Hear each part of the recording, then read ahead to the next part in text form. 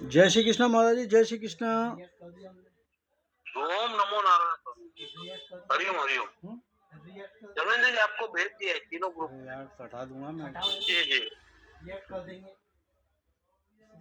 Group में ताकि सब देख लें किससे रहते हैं। हटा दे रहा हूँ, हटा दिया बस।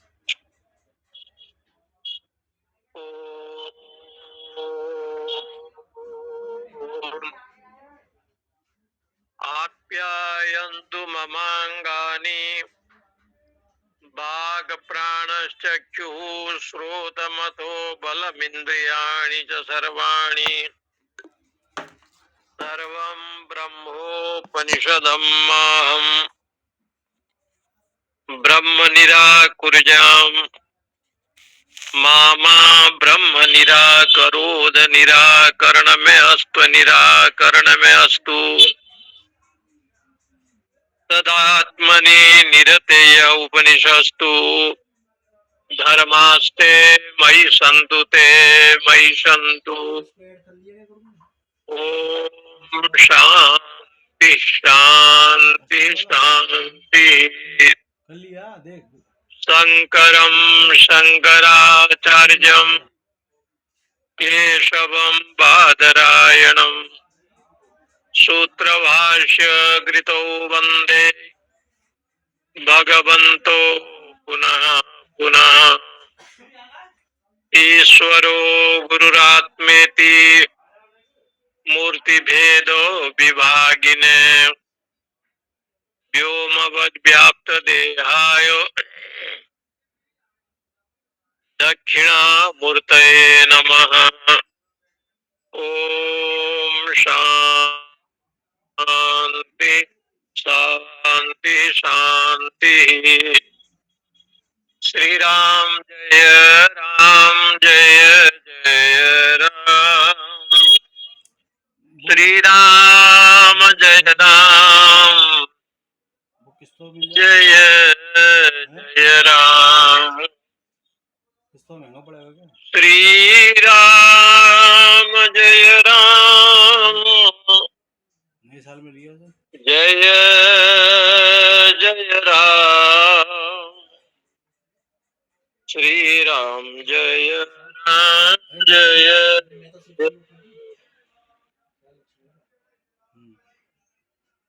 श्री राम जय राम जय जय राम। श्री राम जय राम जय जय राम। श्री राम जय जय राम।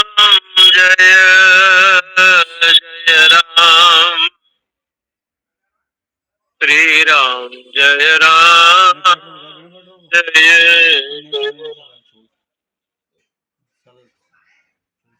उपनिषद क्रम के अनुसार स्वाध्याय और सत्संग क्रम में कुछ उपनिषद आप सभी का हो गया। अब छांदोग्य उपनिषद का विषय जो छठवां अध्याय के ऊपर आधारित है। छांदोग्य उपनिषद और बृहदारण्यक उपनिषद ये दो उपनिषद बड़े हैं।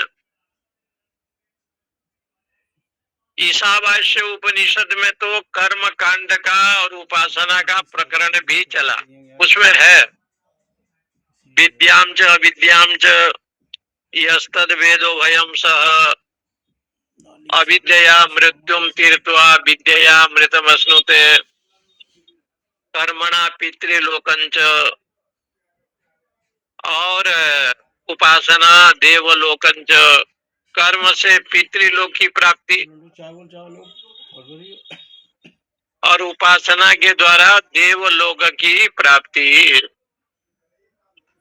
तो वहां पर जो सम्मुति उपासना विनाश की उपासना, कार्य ब्रह्म की उपासना, हिरण्य गर्भादि का जो विषय आया है,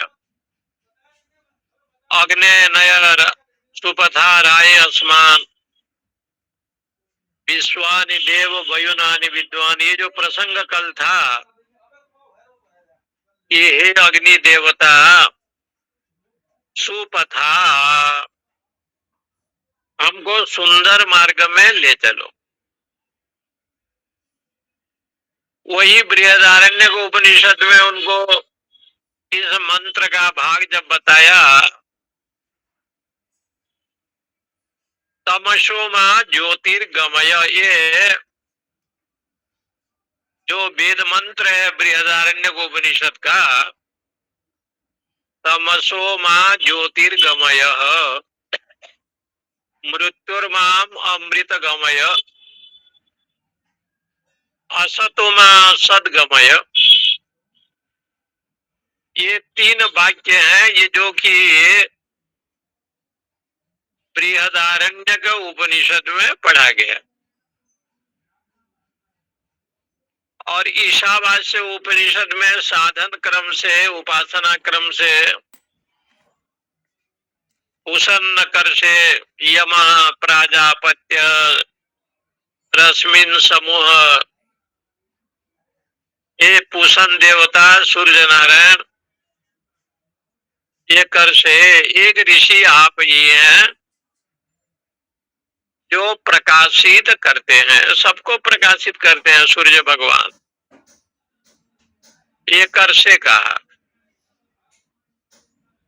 तो देखिए वहां पर जो कर्म का और उपासना पद्धति जो बताया है, ये तो आप सब लोग जानते हैं कि 3 प्रकार का विषय है। एक है मल दोष, एक है विक्षेप, एक है आवरण। मल विक्षेप आवरण, ये तीनों प्रकार के, ये अज्ञान से कल्पित ये सब दोष हैं। मल दोष का निवृत्ति सत्कर्म के द्वारा बताया है, सत्कर्म के द्वारा। वेदोक्त जो शास्त्रीय कर्म है उसके द्वारा, जो विधि शास्त्र में बताया है उसके द्वारा मल दोष का निराकरण बताया। मल दोष का, मल शब्द का अर्थ यह है कि अनेक जन्म जन्मांतर से 84 लाख सहस्त्र योनियों में से घूमते घूमते, कैसे घूमता है तो पंचदशी में बताया, नद्याम कीट इव, जैसे नदी में भंवरा हो गया और कोई कीड़ा आ गया तो उस भंवर में और बल नहीं चलता है, उसमें घूमता रहता है, बाद में मर जाता है। नद्याम कीट इव, नदी में कीड़े की तरह वो परिभ्रमण करते करते संसार में इस प्रकार से वो घूमता रहता है। तो 84 लाख सहस्त्र योनि में हम लोगों को 83 लाख योनि तो जो है अंधतमा प्रविशन्ति, ये अविद्याम उपासते, जो अविद्या की उपासना करता है इस योनि में जाता है। और एक शरीर है जो मनुष्य शरीर है, जहां पर विवेक, वैराग्य, ज्ञान ये सब परमात्मा ने दिया है। मनुष्य जीवन प्राप्त करके भी भगवत कथा, भगवान के चरणारविंद में भाव नहीं जगा तो कहते हैं कि इससे बड़ा अपराध है ये संसार में हो कोई नहीं। यह चेद वेदिदत् सत्यमस्ति न चेदिहा वेदिन महति विनष्टि भूतेषु भूतेषु विचित्य धीरा प्रत्यास्माद लोकाद अमृता भवन्ति। केन उपनिषद का मंत्र है ये। यह चेद अवेदितम सत्यमस्ति। मनुष्य जीवन प्राप्त करके यदि वो सत्य स्वरूप परमेश्वर को नहीं जाना, बोले कि जान तो नहीं पाए, जानने की इच्छा तो करे। कोई चीज है जानना चाहते हैं, नहीं जान पाते हैं, लेकिन सुनने की इच्छा करे, जिज्ञासा करे, भली भांति श्रवण करे, ये तो कर सकता है। लेकिन जब आप श्रवण भी नहीं करेंगे, सत्संग भी नहीं करेंगे, जिज्ञासा भी नहीं करेंगे, तो ब्रह्म तत्व अत्यंत सरल भी है और अत्यंत काठिन्य भी है। तद दूरे तदवंती के बताया। यह चेद वेद सत्यमस्ति न चेदिया वेदिन महति विनष्टि। आज मैं एक प्रवचन सुन रहा था पूज्य स्वामी गुरु शरणानंद जी महाराज जी का। कहीं श्रीमद् भागवत जी की कथा वो कह रहे थे, तो रमन रेती वाले स्वामी जी की कथा सुन रहा था। तो कथा में ये बोल रहे थे महाराज जी, भीष्म जी स्तुति कर रहे हैं, देखिए, और भीष्म जी की ध्यान से प्रार्थना से भगवान द्वारकाधीश पहुंचे हैं, और पितामह ध्यान से उनके चिंतन करते हुए वो कह रहे हैं कि आप आए, लेकिन आपका एक दिव्य स्वरूप का ध्यान मेरे जीवन में आ रहा है। भगवान ने पूछा कि कौन सी ध्यान आप कर रहे हैं? बोले आपने कहा था कि युद्ध में अस्त्र शस्त्र ग्रहण नहीं करूंगा, और मेरी प्रतिज्ञा थी कि आपको अस्त्र शस्त्र ग्रहण कराना है, और आप हमारे प्रतिज्ञा को स्व निगम मपहाय मत प्रतिज्ञा, बस इतनी सी बात कही स्वामी जी ने। स्व निगम, मैं कहा था कि आपको युद्ध क्षेत्र में अस्त्र शस्त्र हम धारण कराएंगे, और आपने प्रतिज्ञा की थी कि अस्त्र शस्त्र धारण नहीं करेंगे। मैंने जब बाण मारा तो आपका शरीर में बाण लगा, शरीर क्षत विक्षत हो गया, और हमें मारने के लिए रथ चक्र लेकर के जब आप दौड़े, तो आपका वो जो दृश्य, आपका वो छटा, आपका जो रूप, वो इतने आनंददायक था और दिव्य था, अलौकिक था, लावण्य रूप था। स्वनिगम अपहाय मत प्रतिज्ञा, मेरे लिए अपने प्रतिज्ञा को तोड़ करके पीताम्बरी हो, आपका पीताम्बर इधर उधर हो रहा था। इसलिए ठाकुर ये कृपा करो कि वो दिव्य स्वरूप का एक बार दर्शन कराओ। मेरे आंख में वो दिव्य रूप का दर्शन हो रहा है। जिस समय आप सारथी बने थे और सारथी रथी को छोड़ दिया, रथी तो रथ में बैठा है लेकिन सारथी उसको छोड़ दिया, और मुझे मारने के लिए आप रथ चक्र में लेकर के आए। ये भाव पितामह भीष्म श्रीमद् भागवत जी के भीष्म स्तुति में बड़े अद्भुत भाव से वर्णन किया। तो कहने का मतलब क्या है, जब तक भगवान के चरणारविंद में ध्यान एकाग्रता नहीं बढ़ेगा ना, मलदोष का नाश नहीं होता।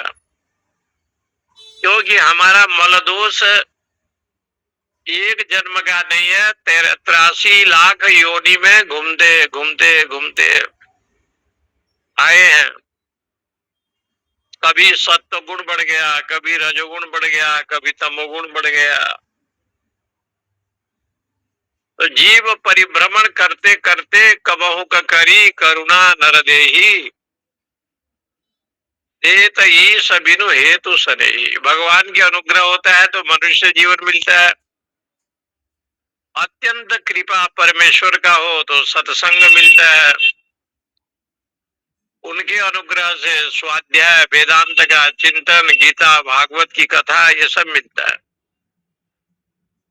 इसलिए मलदोष का निवृत्ति निष्काम कर्म के द्वारा ही संभव है। और उपासना के द्वारा विक्षेप दोष का निवारण, और ज्ञान यज्ञ के द्वारा आवरण का भंग। ये बताया, आवरण का भंग ज्ञान यज्ञ के द्वारा आवरण का भंग बताया। तो यहाँ पर ये जो शांति मंत्र दिया है छांदोग्य उपनिषद, ये जो छांदोग्य उपनिषद है ये सामवेदीय तलबकार शाखा के अंतर्गत है। सामवेदीय तलबकार शाखा के अंतर्गत छांदोग्य उपनिषद पढ़ा गया है, जिसमें केनो उपनिषद का भी प्रसंग है। केनो उपनिषद में भी पढ़ा गया है और यहाँ पर छांदोग्य उपनिषद में भी पढ़ा गया है।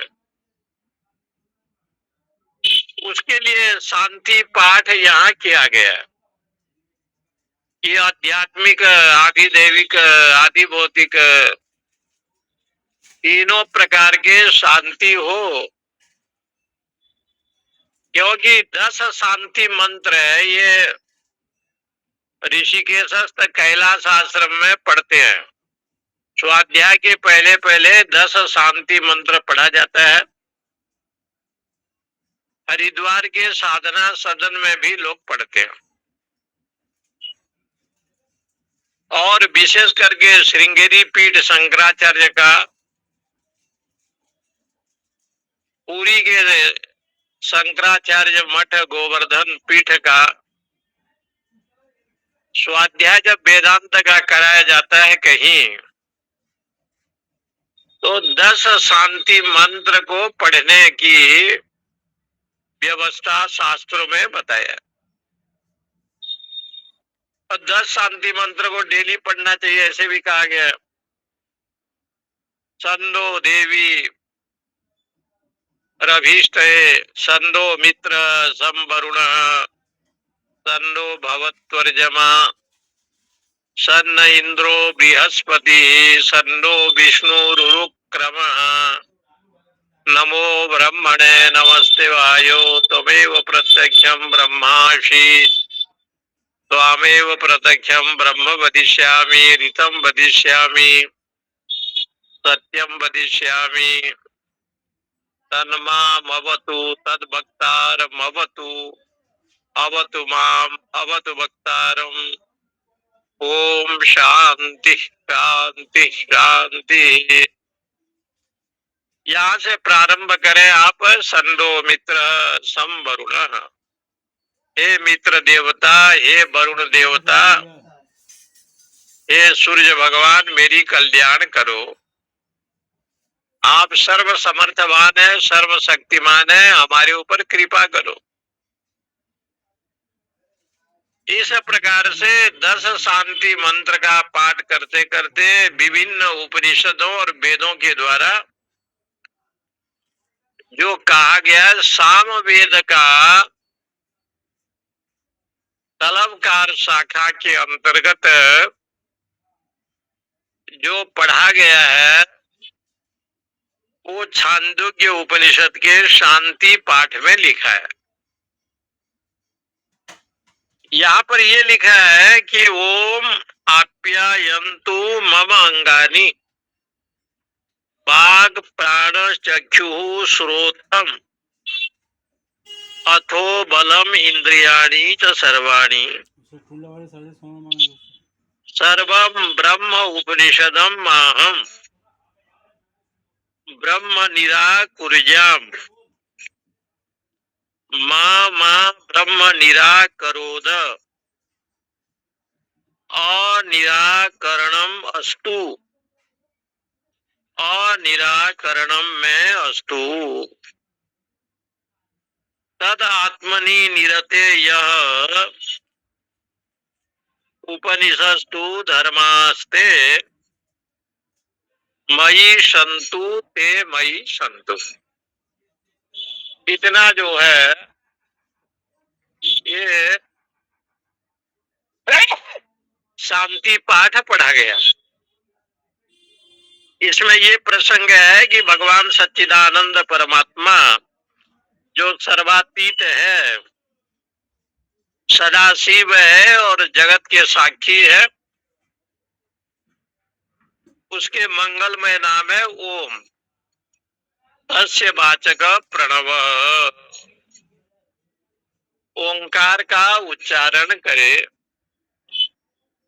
ये जो ओम शब्द है ये ब्रह्म का वाचक है, परमात्मा का वाचक है। इसलिए ओम केवल ओम ही कह देते हैं तो मंगलमय हो जाता है। गुरु जब मंत्र देता है तो कान में ओम कह दिया, इतने में ही आपका पवित्र हो गए, आप शुद्धिकरण हो गए।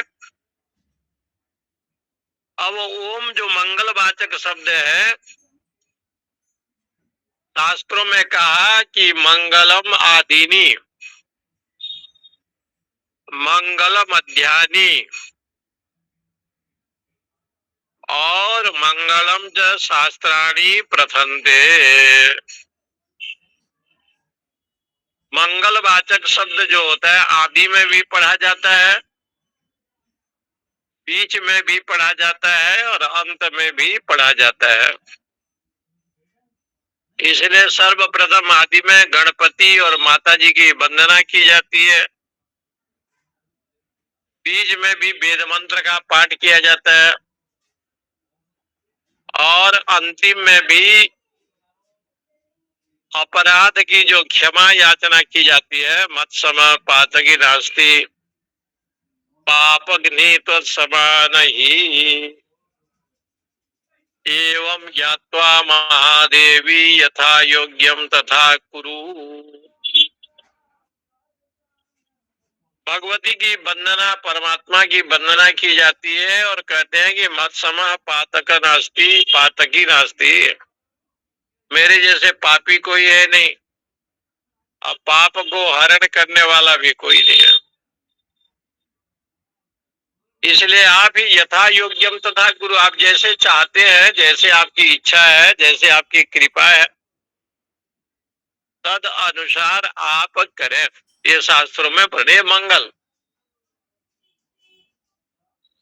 और सर्वप्रथम यही लोग पढ़ लेते हैं, अपवित्रम पवित्रो वा सर्वावस्था गतो पिवा यह स्मरेत पुंडरीकाख्यम स बाह्याभ्यंतर शुचि। भगवान का स्मरण कर ले तो भीतर बाहर दोनों पवित्र हो जाता है, ऐसे भाव रखा जाता है। तो यहाँ पर कहते हैं सामवेद में आप्यायन्तु मम अंगानि, मेरे शरीर को जो है आप्यायन्तु, आप्यायन्तु का अर्थ है ये लट लकार वर्तमान लोट लकार का रूप है। मेरे शरीर जो है ना पुष्ट हो, आप्यायन्तु माने जैसे एक पेड़ है, कई दिनों से पानी मिला नहीं और जल आपने दे दिया तो पेड़ में जान आ जाता है, जीवन आ जाता है। ये शरीर भी एक पीपल का पेड़ है, इसको अस्वस्थ वृक्ष कहते हैं और बहुत दिन से पानी मिला नहीं है। ये पानी क्या है? परमात्मा का सत्संग का श्रवण, भगवान की दिव्य कथा, ये जल है। और संसार में तो हमेशा रहता है, लेकिन वृक्ष को यदि थोड़ा जल मिल जाए, पौधे को जल मिल जाए, तो उसमें तेज आ जाता है, शक्ति बढ़ जाता है। ऐसे वेद कहता है मम अंगानी, मेरे जो अंग हैं, आपका अंग क्या है? वाक। वाक माने वाणी। ये जो मेरा वाणी है, ये मेरा अंग का एक देशीय है। ऐसा जो वाणी, मुझे जो आपने वाणी दिया है, ये वाणी किस लिए दिया है? मैं वाणी के द्वारा 4 शब्द बोलता हूँ। परा, पश्यंती, मध्यमा, वैखरी। परा भी बोलता हूँ, पश्यंती भी बोलता हूँ, मध्यमा और वैखरी। ये वाणी के द्वारा 4 शब्द निकलता है, परा, पश्यंती, मध्यमा, वैखरी। इसलिए वाणी कैसे होना चाहिए? तो कहा वाणी ऐसे होना चाहिए जो सुष्टु, सुष्टु माने बहुत सरल, मीतम, मिष्टान्न होना चाहिए, मीतम, सुष्टुम, मीतम, मधु, मिठास होना चाहिए, और सारम, सुष्टु, सारम, मितम, मधु, ये वाणी का ये है कथा। चलने बात में सुष्टु, सारम, मितम, मधु, ये 4 प्रकार के ये वाणी का लक्षण बताया।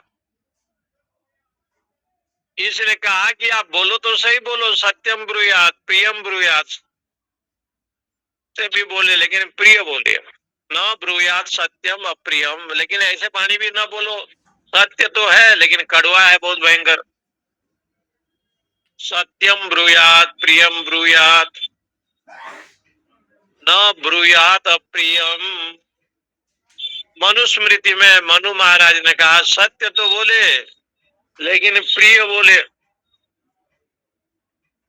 लेकिन प्रिय बोलने पर इतना कड़वा न बोले कि वाणी सत्य हो लेकिन कड़वापना हो, तब भी न बोले, मौन हो जाए। न ब्रूयात अप्रियम, अप्रिय शब्द का उच्चारण न करे। इसलिए वेदांत में इस बात को कहते हैं वाक, मैंने मेरे जो वाणी, भक्ति इति वाक, माने जो आप बोलते हैं उसको कहते हैं वाणी। वच परिभाषण धातु से वाक शब्द बनता है। इसका अर्थ हो गया हिंदी में वाणी। मेरा वाणी, मेरा जो मुख में आपने शब्द दिया है, सार गर्भित हो, सात्विक हो, ऐसे वाणी का प्रयोग मेरे जीवन में होना चाहिए। प्राण, मेरा जो प्राण है उसको जो है, मेरा प्राण अल्प प्राण न हो, महाप्राण हो। चक्षु, मेरा जो आंख है वो ज्ञान दृष्टि वाला हो। श्रोत्रम, मैं जो सुनता हूँ वो केवल साधु शब्द का श्रवण करूं, ऐसे शब्द को सुनो जो साधु, क्योंकि आप कान से सुनेंगे तो दोनों चीज को सुनेंगे, कभी निंदा को भी सुनेंगे, प्रशंसा को भी सुनेंगे। लेकिन वेद कहता है भद्रम करने भी श्रृणुयाम देवा, कान में यदि कुछ सुनूं तो कल्याणमयी, गुरु वाणी को सुनो, साधु वाणी को सुनो, संत वाणी को सुनो, कुछ भजन साधन वेद वाक्य को श्रवण करो। इसलिए इनको कहते हैं श्रोत्रम।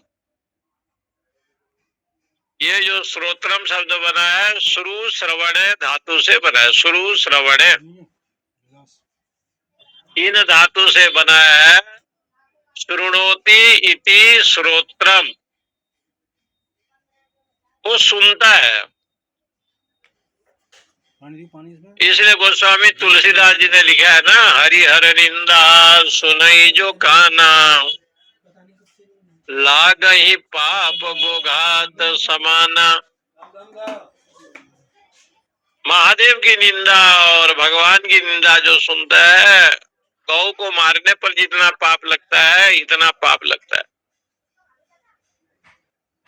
इसलिए कभी गुरु की निंदा, माता पिता की निंदा, शास्त्र की निंदा,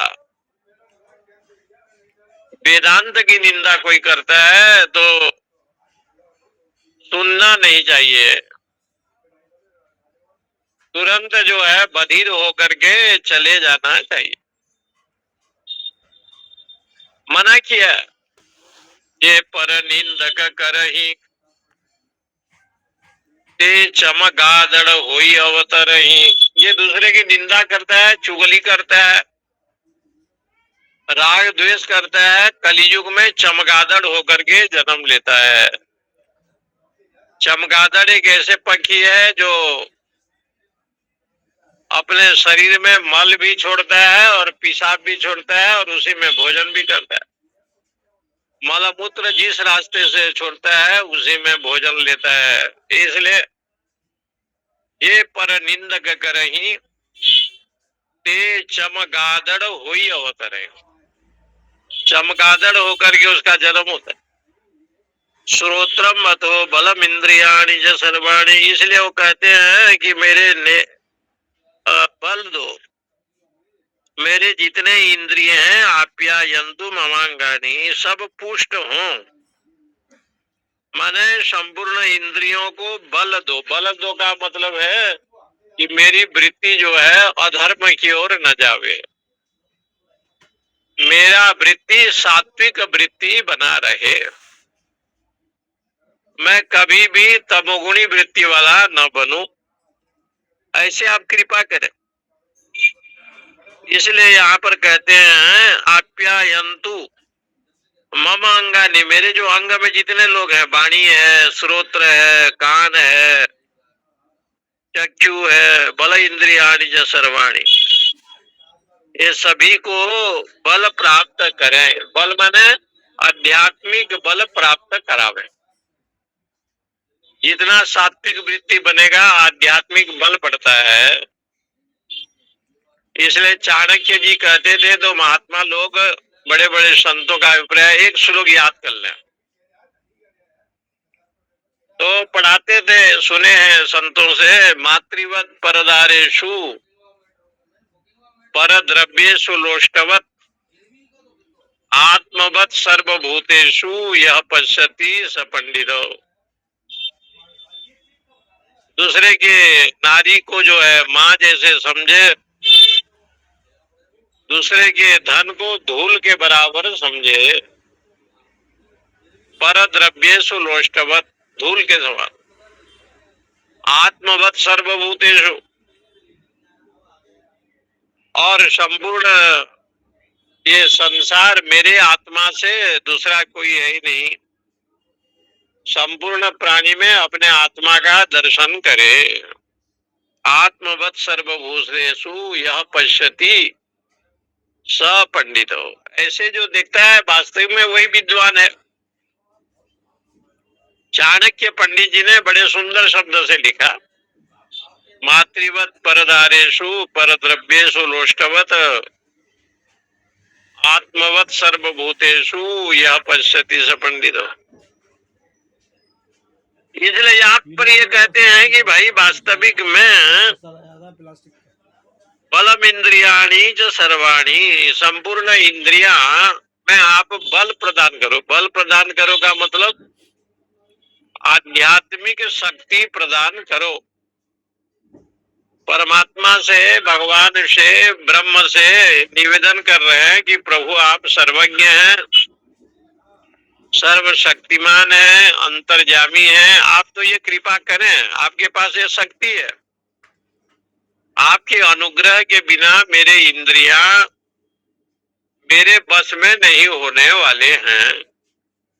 मैं परतंत्र हूँ, स्वतंत्र नहीं। बोले आप किसके परतंत्र हैं? धन के परतंत्र हैं कि लक्ष्मी के परतंत्र हैं? बोले इसके परतंत्र नहीं, इंद्रियों के। इंद्रियां जो भोग वृत्ति में जाती हैं, बहिर्मुखी वृत्ति में जाती हैं, चित्त में जो चंचलता होता है, ऐसे वेदांत ग्रंथों में कथा आती है ना कि एक सुनार, जो सोनी लोग होते हैं, सोना का काम करते हैं, एक व्यक्ति जो है सोना लेकर के गया। तो एक मूर्ति था गणेश भगवान का और एक मूर्ति था चूहा का। तो सोनार से पूछा उसने कि दोनों को बेचना चाहते हैं, इनका दाम कितना होगा? तो सुनार ने कहा ये तो गणेश जी हैं, इनका दाम तो इतना होगा, बहुत कम बताया, ये 2000 में बिक्री होगा। लेकिन चूहा जो है ना थोड़ा डबल होगा। तो वो जो ग्राहक जजमान गया था उसने कहा कि भैया गणेश जी हैं, भगवान हैं, उनको आप 2000 में ले रहे हैं और उनके वाहन को 4000 में ले रहे हो। वाहन तो कम होना चाहिए ना। तो सोनी भाई ने कहा कि देखो भाई साहब, हम लोग जब दुकान में आते हैं हमारा लक्ष्य गणेश और चूहा या कोई देवी देवता को नहीं होता। हम लोग सोनी लोग हैं तो हमारा लक्ष्य होता है सोना। सुवर्ण जिसमें अच्छा होगा दाम उतना ही अच्छा होगा, और सुवर्ण जिसमें अच्छा नहीं होगा दाम कम होगा। इस सोने की चूहा में जो सोना है ये बहुत अति उत्तम का है, इसलिए दाम होगा इसका ज्यादा। और आप जिसको गणेश कहते हो उसमें सोना उतना बढ़िया नहीं है, मिलावटी है। तो हम तो गणेश और चूहा ऐसे नहीं देखते ना, हमारा लक्ष्य है सुवर्ण। और सोने यदि अति उत्तम होगा तो उसके अनुसार उसका दाम भी होगा। वेदांत ग्रंथों में ये उदाहरण दिया। तो जिज्ञासु क्या करता है, ज्ञानी क्या करता है, वो दुनिया को देखता तो है, संसार को, सत्य है असत्य है, नित्य है अनित्य है, सारा चीज देखता है। लेकिन वो लक्ष्य जो परमेश्वर है, जिनके द्वारा उसको आनंद की अनुभूति हो, शांति मिले, उसको वो देखता है। परमानंद को देखता है, परमेश्वर को देखता है, परमात्मा को देखता है, अखिल ब्रह्मांड नायक सच्चिदानंद भगवान का दर्शन करता है, लक्ष्य को देखता है। जीव का जो लक्ष्य है संसार नहीं है। संसार में हम लोग आए हैं, रहते हैं, शरीर के अनुसार रहते हैं, मृत्यु भी होगा, जातः सही ध्रुव मृत्यु। लक्ष्य तो एकमात्र गोविंद नारायण है। इसलिए यहाँ पर कहते हैं इंद्रियाणी जो सर्वाणी, हमारा लक्ष्य आप है। जितने भी इंद्रियां हैं वो आपको ही प्राप्ति करने के लिए इंद्रियों का 2 विभाग परमात्मा ने किया। एक विभाग है ज्ञानेंद्रिय, एक विभाग है कर्मेंद्रिय। जिनके द्वारा बुद्धि विवेक का विषय बनता है उसको ज्ञानेंद्रिय कहते हैं, और जो लोग कर्म करते हैं उसको कर्मेंद्रिय कहते हैं। आंख में रूप देखते हैं तो ज्ञानेंद्रिय का विषय है,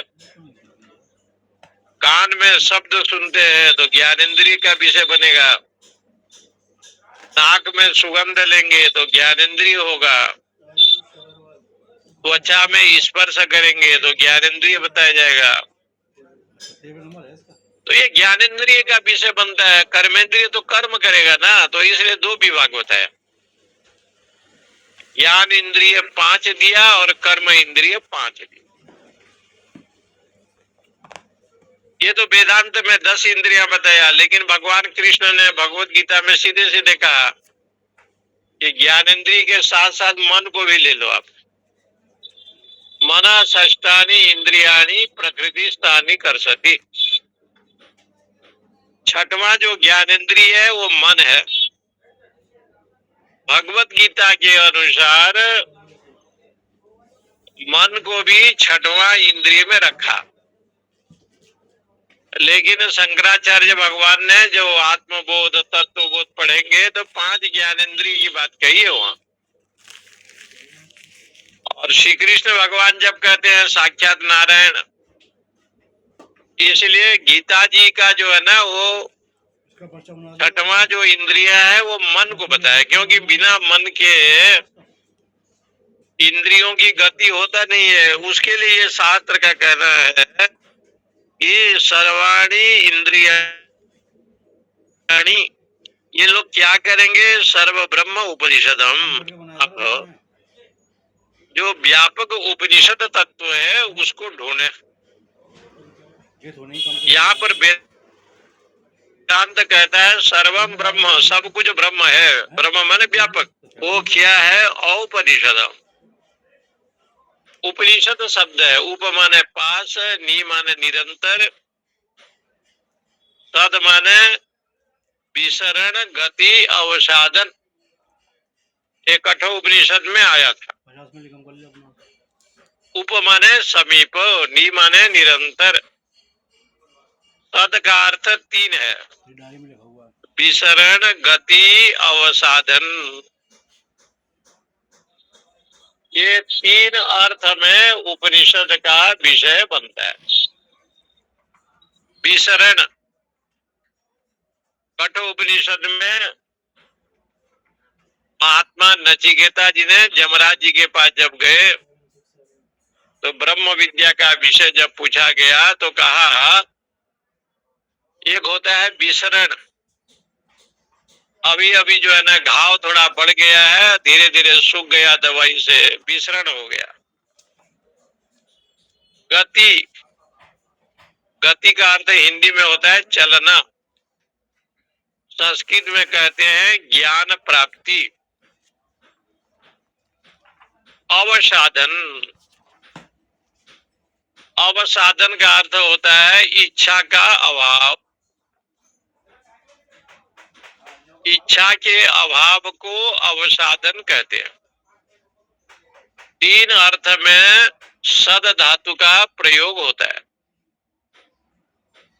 पहला अर्थ है विसरण। विसरण माने रोग जो हुआ था वो ठीक हो गया। तो हमारे पास 2 रोग हैं, शारीरिक रोग भी है और मानसिक रोग है। वेदांत के अनुसार जाएंगे तो शरीर रोग तो है ही, रोगे भोगे रोग भयम, लेकिन एक मानसिक रोग भी बताया। ये मानसिक रोग को ज्यादा खतरा बताया। मन में हमेशा चित्त वृत्ति में चंचलता आवे, ये मानसिक रोग है। मानसिक रोग का निराकरण कोई दवाई से नहीं होता। इस रोग का निवारण गुरु के चरणों में बैठो, महापुरुषों के चरणों में बैठो अथवा सत्संग में। क्योंकि गरुड़ को जब मानसिक रोग हुआ तो महादेव के पास गया कि राम ब्रह्म है कि मनुष्य है, जिनके नाम से भव बंधन छूटते हैं वो बंधन में पड़ा है, मानसिक रोग आ गया। और संशयात्मा होकर के शंकर के पास गए। यद्यपि शंकर भगवान सब कुछ जानते थे, लेकिन उन्होंने कहा कि देखो गुरु के चरणों में जाओगे, सत्संग श्रवण करोगे तो रोग ठीक होगा। तो यही रोग को ठीक करने के लिए भुजुंडी महाराज जी के पास गए। वर्षों भर सत्संग किया आपने, और भुजुंडी जी काग भुजुंडी के पास रहे। तब जो है ना उनका भ्रम नाश हो गया। ये सब कथा लिखी है कि बिना सत्संग से और गुरु द्वारा के बिना, गुरु चरणा बिंद के बिना गुरु चरण आश्रित के बिना, और ऐसे भी गुरु बताया है जो सदगुरु हो, जो श्रोत्रिय ब्रह्मनिष्ठ हो, ऐसे गुरु जिनके जीवन में किसी प्रकार से इच्छा नहीं है, न लोकेशना है, न पुत्रेषणा है, न वित्तेषणा है, धन भी, मान सम्मान धन प्रतिष्ठा, ये तो अनायास उनके पास आता है। संतों के पास, बड़े बड़े महापुरुषों के पास ये अनायास आता है। उनके त्याग तपस्या भजन के प्रभाव से स्वयं रिद्धि सिद्धि घूमती रहती है। इसलिए शास्त्रकारों ने इस बात को उठाया कि मानस रोग जो होता है, उस रोग का निदान केवल स्वाध्याय प्रवचनाभ्याम मां प्रमदितव्यम, ऐसे कहते हैं। स्वाध्याय और प्रवचन में प्रमाद न करे। वेदांत का स्वाध्याय और वेदांत का सत्संग, इसी को प्रवचन कहा गया। तो प्रवचन की निंदा भी तो की है उपनिषद में, नायम आत्मा प्रवचनेन लभ्य, ऐसे भी बताया। प्रवचन से मुझे प्राप्त में नहीं होता, इसका मतलब केवल लोकार्षण करना, केवल लोगों को रिझाना, जो इस समय कलियुग में चल पड़ा है, इस समय ऐसे ही चल पड़ा है। जो कथा होती है, लोग महापुरुष लोग कथा कहते हैं, कथा तो व्यथा को दूर करते हैं, लेकिन कथा में केवल लोगों को रिझाने का काम बन गया तो प्रवचन उपभोग का विषय बन जाएगा। इसलिए प्रवचन के विषय में उपनिषद में कहा, नायम आत्मा प्रवचने न लभ्यो, ये आप सब जानते हैं, कठोपनिषद में आया था। न मेधया, बहुत ही स्मरण करने पर भी नहीं मिलता मैं, न श्रुते न, बहुत सुनने पर नहीं मिलता। तब कहा कि बहुत सुनने पर आप क्यों नहीं मिलते, तो कहते हैं सावधानी हटी तो दुर्घटना घटी। सावधानी पूर्वक सुने तब तो हम मिले, लेकिन वो सावधानी पूर्वक लोग सुनता नहीं। जो सुनते हैं उसको धारण करे। श्रवण करना अच्छा है, श्रवण सुखद सुनियायहूं, भवभंजन रघुवीर, त्राहि त्राहि आरति हरन, शरण सुखद रघुवीर। विभीषण के प्रसंग में कथा आती, उन्होंने कहा कि श्रवण सुजस, आपका श्रवण मैंने किया, आपका सुजस भी सुना, और आप में एक बहुत विलक्षण लक्षण है, भवभंजन। ये जन्म मृत्यु के दोष को नाश करने वाले आप हैं। इसलिए हे रघुवीर, आपके चरणार बिंद में आया। त्राहि त्राहि आरति हरण, संपूर्ण दुख का नाश करने वाले भी तो आप हैं। शरण सुखद रघुवीर, क्योंकि सारे सुख को प्रदान करने वाला आप हैं। इसलिए आपके चरणार बिंद का आश्रय लेना ही मेरा स्वधर्म है। विभीषण की शरणागति में ये जो पंक्ति है ना, तुलसीदास जी को बहुत अच्छा लगा। इसलिए इस प्रसंग को लेकर के विभीषण के विषय में बहुत भक्ति भाव से वहां सब वंदना किया है। देखऊं जाई चरण जल जाता, अरुण नयन कोमल मृदु गाता, जे पद पर सीतरी ऋषि नारी, दंडक कानन पावनकारी। बड़ा दिव्य भाव। हम लोग पढ़ते समय वृंदावन में अखंडानंद आश्रम में रहते थे, तो हर वर्ष ये जो रामायणी थे उनकी कथा होती थी। वामदेव जी महाराज रहते थे, पुरी के शंकराचार्य जो बने रहते थे, बिंदु जी और भी बड़े बड़े विद्वान आते थे उस समय। और वो राम किंकर उपाध्याय महाराज जी की हर वर्ष स्वामी अखंडानंद के आश्रम में ये कथा 7 दिन का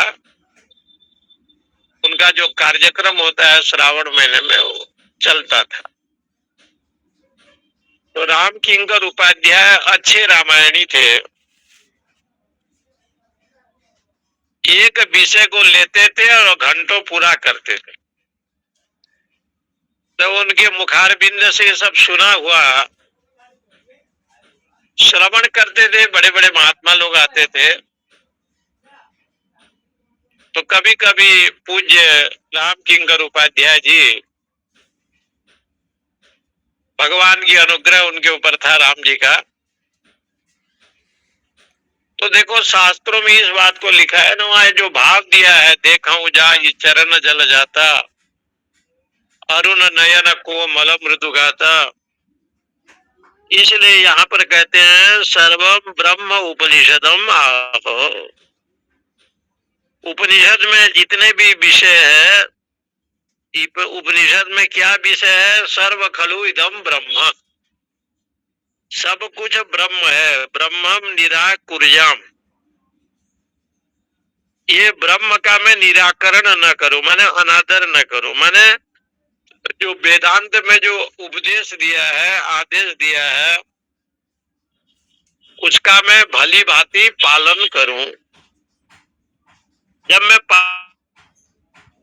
करूंगा तो मां निराकुर्याम, मुझे वो अनादर नहीं करेगा, माने मुझे वेदांत उपनिषद श्राप नहीं देगा। निराकुर्याम का मतलब मैं जब अनादर नहीं करूंगा तो मुझे भी तो अनादर वो नहीं करेगा, मुझे भी वो सम्मान करेगा, आशीर्वाद प्रदान करेगा। माम निराकुर्याम, इसलिए मुझे ऐसे शक्ति प्रदान करो, मामा ब्रह्म निराकरो, मैं ब्रह्म का जो है ना कभी भी निरादर न करूं। निराकरोत का मतलब हो गया निरादर न करूं, यानी जो वेद वेदांत उपनिषद गीता भागवत में जो प्रसंग आया है उसका मैं पालन करूं। जैसे प्रसंग ये आया है, बहुत छोटी सी चीज है लेकिन है बड़ी। आहार शुद्धि, सत्व शुद्धि, सत्व शुद्धो ध्रुवा स्मृति, ये छांदोग्य के उपनिषद में आया।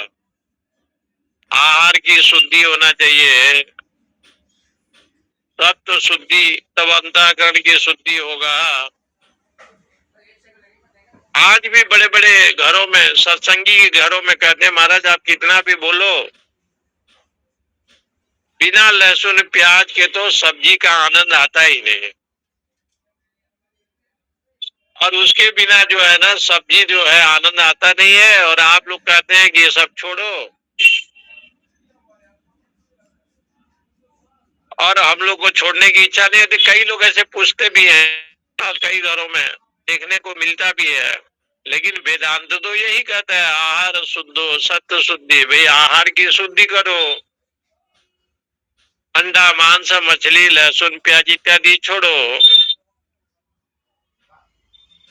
तो कहने का तात्पर्य ये है, मैं एक जगह कथा करने गया भरूच में, इसी परिवार के घर में भोजन के लिए बुलाया, और उसी दिन यही प्रसंग था, आहार शुद्धो सत्व शुद्धि, आहार का शुद्धिकरण करो। तो महाराज ने जहाँ गृहस्थ ने मुझे बिठाया, मेरे सामने कम से कम 10 किलो लहसुन प्याज रखा हुआ था। उसने भोजन हमको कराया, दक्षिणा भी जो बने जैसे बने दिया। तब मैंने उनसे पूछा कि आप तो हमारे सामने प्याज इत्यादि रखे हैं। बोले महाराज आपका भोजन था इसलिए हमने भोजन में नहीं दिया, और आप जो कहते हैं वेदांत में कि आहार शुद्ध हो, सत्य शुद्धि, जब भगवत कृपा होगा तो हम लोग छोड़ेंगे। अभी फिलहाल तो जैसे भी हो चल रहा है। तो कहने का तात्पर्य ये है कि शास्त्र जो कहते हैं उसका अनुसरण करे। इसलिए वो कहते हैं मामा ब्रह्म निराकर, मैं ब्रह्म का निरादर न करूं। जब मैं परमात्मा का निरादर नहीं करूंगा, परमात्मा का निरादर मतलब हो गया कि परमात्मा सतचित आनंद है वैसे जानूं, आहार शुद्ध करूं, सत्व शुद्धि होगा वैसे समझूं। इसलिए मुझे भी अनिराकरणम, मुझे भी जो है ना वो छोड़ेगा नहीं। कितनी लगानी अस्तु निराकरणम में अस्तु, उपनिषद में जो विषय बताया गया है उसका मैं पालन करूं, ये इसका मतलब। उपनिषद में जैसे स्वाध्याय प्रवचनाभ्याम मां प्रमदितव्यम, स्वाध्याय प्रवचन में प्रमाद न करे, वेदांत का श्रवण करे, माने उपनिषद संबंधी सम दम तितिक्षा इसका पालन करे। ये जितने भी धर्म बताए हैं उसको मैं करूं। तद आत्मनि निरते उपनिषस्तु, इसलिए नित्य अपने आत्मा में, अपने अंतःकरण में, अपने मन में उस वेदांत का चिंतन मैं करूं, उस विषय का चिंतन मैं करते रहूं। और मैं यदि उसका चिंतन करूं तो कहते हैं धर्मास्ते, मुझे धर्म की प्राप्ति होगा। जो व्यक्ति का जो धर्म है, आत्मा का जो धर्म है, सच्चिदानंद ब्रह्म तत्व, वो प्राप्ति होगा। धर्मास्ते मयि संतु, ते मयि संतु, इसलिए वो धर्म मेरे जीवन में आवे। कौन सी धर्म? आध्यात्मिक धर्म, वेदांत धर्म हमारे जीवन में आवे। नित्य निरंतर उस धर्म में मैं रमण करूं। वेदांत वाक्येषु सदा रमन्तम, भिक्षान्न मात्रेण च तुष्टिवन्तः, अशोकवन्तः करुणेकवन्तः, कौपीरवन्तः खलु भाग्यवन्तः। शंकराचार्य भगवान ने बहुत सुंदर भाव से लिखा है। जल रखा हुआ है।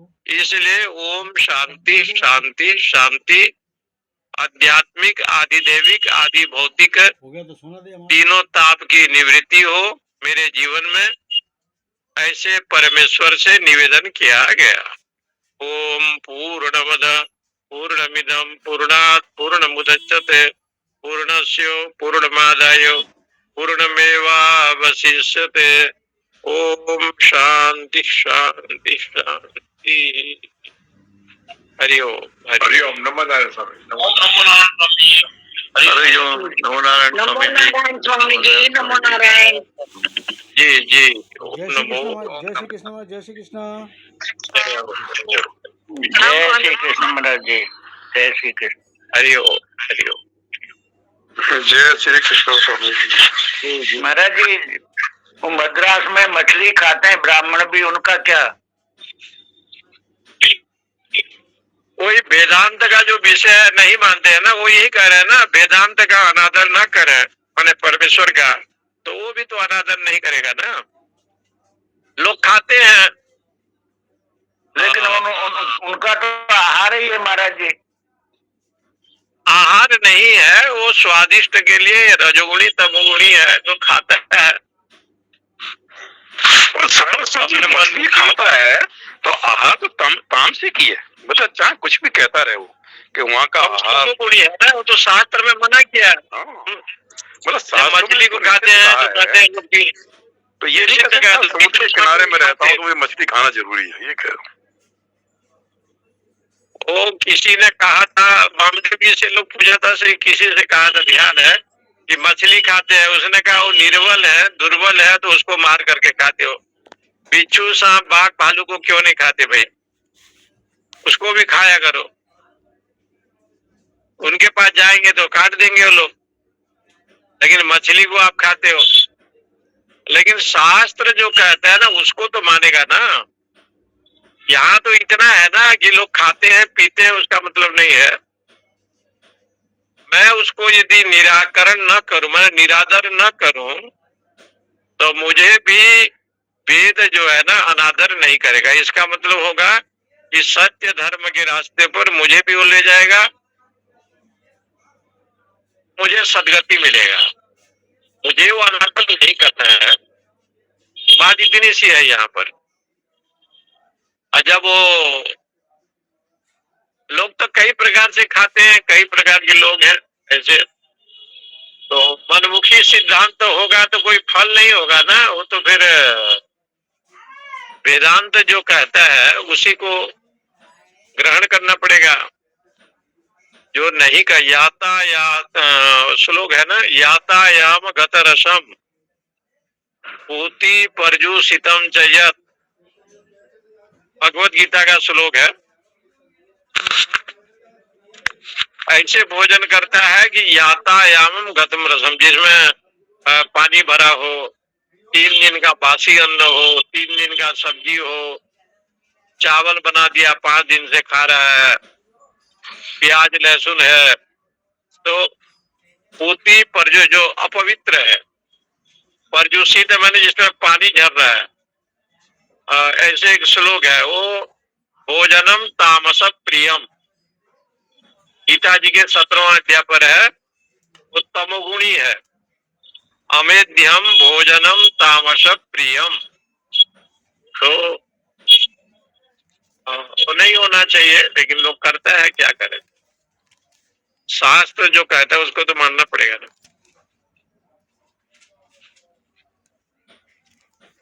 ओम नारायण स्वामी जी, जय श्री कृष्णा। हरिओम स्वामी जी, हरिओम स्वामी जी।